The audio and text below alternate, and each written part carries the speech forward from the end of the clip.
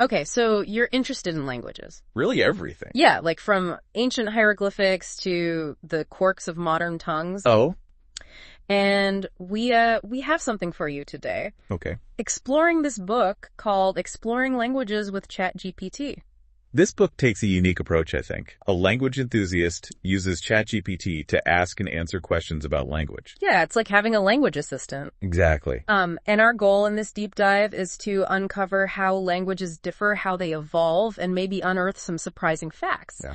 And give you a taste of how complex and intriguing the world of languages truly is. Yeah, the book jumps right into a debate.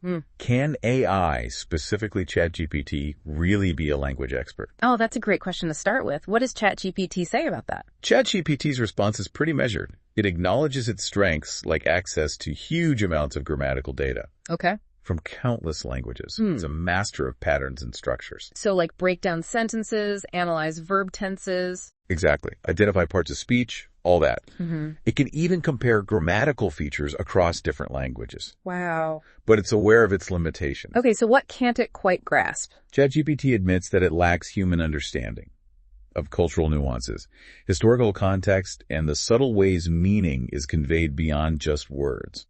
Okay, that makes sense. Even with AI, human understanding of language is still incredibly complex. Okay, so if ChatGPT isn't like the ultimate authority, how does it analyze language? The book goes into detail about how it breaks down grammar into its core components. Sentence structure, the way words are formed, verb tenses, articles, all the building blocks of language. To make this a little more concrete, the book uses a comparison between English and Chinese grammar. Yeah, and it highlights some really fundamental differences. For example, while English verbs change form to indicate tense, Chinese verbs rely more on context and time markers like yesterday or tomorrow. So the way we express time is totally different. Yeah. And what about articles a and the, right? Those tricky articles. Chinese doesn't have grammatical articles. Whether something is definite or indefinite is understood from the situation. It's all about context. And another striking difference. Spoken Chinese pronouns don't distinguish gender. Yeah, there's no he or she. Right. Just ta for both. It makes you wonder if these differences impact how English and Chinese speakers think about the world. Like, does English's focus on tenses make us more time-oriented? Possibly. While Chinese's emphasis on context makes speakers more aware of relationships and situations. That's a great question, and it's the kind of insight this book prompts us to consider. These grammatical differences aren't random quirks. They reflect different ways of conceptualizing experience and meaning. Now, a question that comes to mind is, if some languages are so different that they're difficult to translate, does that also mean they're harder to learn? That's a common assumption. Yeah. And the book looks into that. It's not so straightforward. There's definitely a connection, but it's more nuanced than just a direct correlation. Can you give some examples to illustrate this for our listener? Yeah, absolutely. Languages like Finnish and Russian, Okay. known for having complex grammar systems, are indeed challenging to learn and to translate accurately. All those cases and declensions create a lot of detail. And what about tonal languages? Tonal languages like Mandarin or Thai definitely pose challenges for learners because the meaning can completely change depending on the tone you use. And of course, capturing those tonal nuances in translation is essential. Okay, so those are cases where the difficulty of learning and translating seem to go together. Right. But the book mentions some exceptions to this trend, right? You're right. Korean and Japanese are fascinating examples. They're considered difficult to translate because they rely so heavily on unspoken context and cultural cues. So the words on the page might not tell the whole story. Exactly.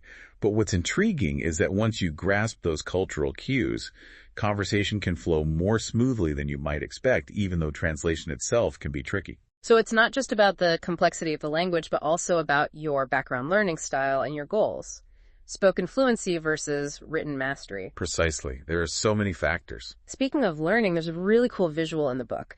It's a chart that shows the sentence, I see one red cat translated into 4 languages. Yeah. Dutch, English, Turkish, and Arabic. And they use pictograms to represent the words. Little pictures. Yeah. This visual made me think about universal communication. Could we bypass all the complexities of grammar and just use images?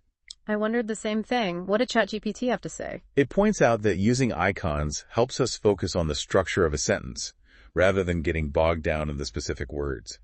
It's a way to see the core message. That's fascinating. It almost takes you to the level of pure meaning beyond sounds and symbols. Right. And ChatGPT actually makes a mistake when analyzing the Turkish translation. Oh, so even AI can mess up. It happens. But what's impressive is that ChatGPT learns from its mistake. Okay. And refines its understanding. It's constantly evolving. It reminds us that even the most advanced AI is still a work in progress. Okay, let's shift gears and explore those tones we mentioned in Mandarin Chinese. Okay. Can you walk us through them? Of course. Mandarin has 4 main tones and a neutral tone. To illustrate how crucial tone is, let's look at ma. Okay. With a high-level tone, ma means mother. Okay. But if you change the tone to a rising pitch, ma means hemp. Wow. A dipping low tone turns it into horse. A sharply falling tone transforms it into to scold. And the neutral tone is short and light and turns ma into a question particle. So the same syllable can have 5 different meanings. Exactly. That's mind-boggling. That's why mastering tones is so essential for understanding and speaking Mandarin. Even the slightest change in pitch can completely change what you're trying to say. Tones are a key feature in some languages. I'm curious, are there other pronunciation features that can change the meaning of a word? What other ways can we manipulate sounds? Yeah, ChatGPT gives lots of examples of how diverse languages can be with pronunciation. Okay. What else besides tones? Well, there's stress, for one. In English, record can be a noun or a verb, depending on where you put the emphasis. Mm-hmm. Same in Russian. Castle versus lock is all about stress. So even within one language, pronunciation is important for meaning. Right. What else? Length Okay. plays a key role in Japanese and Finnish. In Japanese, you can tell aunt and grandmother apart just by how long you hold the vowel. And Finnish, short vowel fire, long vowel wind. Oh, wow. Fascinating how subtle changes can make such different meanings. Languages are so intricate. Anything else? Aspiration. With a little puff of air when you say a consonant. Okay. Key distinction in Korean and Hindi. Korean foot versus arm is all about aspiration. Hindi foster or blade depends on that burst of air. So paying attention to pronunciation isn't just for learning foreign languages. It's important for any language. A misplaced stress or a missing aspiration could totally change your meaning. Yeah, it's not just about sounding right. It's about meaning. Okay, let's shift gears from sounds to writing systems. What are the main types? ChatGPT has a classification. Logographic systems, like Chinese. Each character is a whole word or concept. So like a mini picture. Exactly. Then syllabic systems, where each symbol is a syllable. Okay. Japanese hiragana, for example. And the alphabetic system, like English. Letters for sounds? Right. But there's less common ones, too. Right. Abjad, used for Arabic and Hebrew, focuses on consonants. Okay. Abugida, like Devanagari in Hindi, combines consonants and vowels. I remember learning about featural writing system. Yeah. Symbols show how the sounds are made. Oh, like you're writing out the act of speaking. Korean Hangul is a good example. It is. Each system has its own logic. It's amazing how humans represent language visually. I agree. And speaking of different writing systems, Egyptian hieroglyphs, we think of them as logographic, like Chinese. But they have phonetic elements, too. A hybrid. Exactly. More complex than they seem. Let's talk about English writing and its connection to Latin. Sure. The book goes way back. English first used runes. Really? Those Viking symbols. Then Christian missionaries brought the Latin alphabet. Makes sense. But English has sounds, Latin didn't. What did they do? They got creative. Borrowed symbols, made up some of their own for the sounds, like thorn and F. Writing systems are always adapting. They are. Eventually those extra letters went away. We are 26 today. Our alphabet has a history. Cyrillic looks like Latin, though. Are they related? People think that. Cyrillic isn't directly from Latin. They both come from Phoenician script further back. Similar because they were used near each other. So connected through history. It's like languages are a family tree. Exactly. Reminds me of the Christmas Carol translations. The book compares Chinese and English. Chinese, it's so much more compact. I noticed that. Made me wonder how they translate names into Chinese. Since characters are words, not sounds. Right. The book explains that each character has a lot of meaning packed in. So you can say a lot in a small space? Yeah. For names, they use transliteration. Choose characters that sound like the English name, even if the meaning is different. Not about the meaning, but the sound. Yeah. Like Scrooge might use characters for silk and road, but just for how they sound. Interesting. It shows the challenges of translating. Reminds me of the Rosetta Stone. Oh, yeah. The Rosetta Stone's a real-life translation challenge. Like a puzzle. It's the same text in 3 scripts, hieroglyphs, Demotic, and ancient Greek. And scholars knew Greek. So they used it to figure out the others. Exactly, like a cheat sheet for an ancient code. Understanding one language can help you understand others. Especially if they have shared roots. What about the language Urdu? The book has a Christmas Carol passage translated into Urdu. This one uses formal Urdu. It's full of words from Persian and Arabic. It matches Dickens' writing style. So capturing the original tone. Right. The translator made smart choices, like using bazaar for change, the financial exchange. Bazaar sounds so lively, like a story setting. It does. Adds a cultural layer. Even dead as a doornail is directly translated. Keeps that Dickens feel. So faithful to the original and understandable for Urdu speakers. It is. Shows that Urdu, like English, can handle complex ideas and tones. Makes me want to read more Urdu literature. We've been talking about modern languages, but what about early English writing? What were some of the first books? The book goes back in time. One is the Anglo-Saxon Chronicle, Okay. a collection of historical records from King Alfred the Great. King Alfred. He loved literacy. He did. He wanted to document Anglo-Saxon history. Yeah. Another famous one is Beowulf. I remember Beowulf. It's an epic poem in Old English. Wow. English literature has such a long history. Yeah. Languages keep changing, but writing shows us their past. The book also talks about how grammar itself has changed. How it was seen in medieval times is so different from today. Yeah, that's a big difference. In medieval times, grammar wasn't about getting sentences right. It was the basis for clear thinking, debate, and good expression. It was how you unlocked knowledge. Especially in Latin, the language of scholarship. Like a mental workout. Yes. Essential for being smart. But grammar's role changed.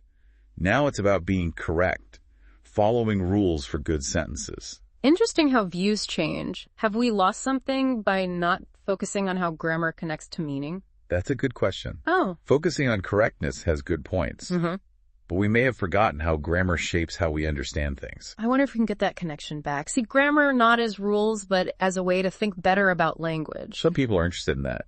Linguistics, semiotics, even AI language models are looking at grammar's role in meaning and thought. So grammar might be making a comeback, not just as rules, but as a way to understand language more deeply. I think so. It's more than just rules. It's a way to explore and discover. Grammar's changing role is so interesting. Makes you think how our views on language change over time. The book also talks about the ethical side of language. Oh, yeah, that's important. We often think of language as neutral. But words have power. They can be used for good or bad. True. Words can bring people together, but also spread lies and bad stereotypes. We have to be responsible with language. The book says language can be used for justice and positive change, to make the world fairer. But it can also be used to trick people and make them hate each other. It's complicated. Makes you think about what you say and how you say it, and the effect your words have. Right. And that leads to the connection between language and identity. Our languages and dialects can shape who we are and where we feel we belong. Language can make communities proud. It connects us to our heritage. But it can also cause division and conflict, especially in places with many languages. It's a sensitive topic. The book says to approach it with empathy and respect. Everyone should be able to express their identity through language. It's about valuing diversity, not just different languages, but how people use language to show who they are. Exactly. And then there's globalization and technology. It's an exciting time for language with all the ways to connect. But some worry that bigger languages will wipe out smaller ones. It's good and bad. We can communicate easily and understand each other, but we also need to protect the less common languages. The book talks about using technology to save endangered languages. Apps and websites can help people learn those languages. It's cool to see technology being used that way. It makes me think about the joy of learning languages, something you can relate to, I'm sure. Definitely. The book talks about the practical benefits of knowing many languages, but also the fun parts. It's good for your brain. You'll learn about other cultures. It's like opening a door to a whole new world. Yeah.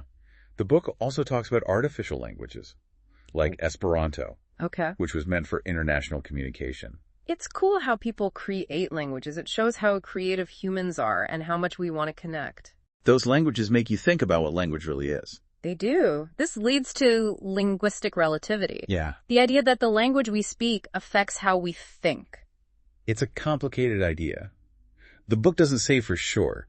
It says language can influence how we think, but other things matter too. culture, experiences, personality. So it's not simple.